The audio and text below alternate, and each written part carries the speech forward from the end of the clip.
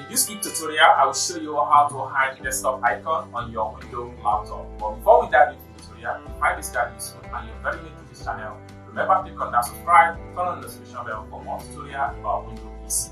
So with that being said, let's get started. Welcome back to this video. So let's see how to hide desktop icon from your Windows PC. So the very first thing you need to do is to right click from your Windows environment. Then the next thing you want to do is to make sure you go to Views. Then from View, navigate to Show Desktop Icons.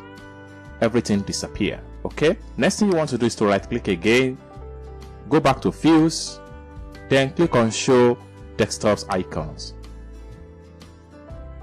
Everything comes back to normal icon. So this is how to hide and unhide your desktop icon on your Windows PC. I hope you really got value for this video. If you find this video useful, give this video a big like, and also remember to subscribe to the channel for more tutorial about Windows trick.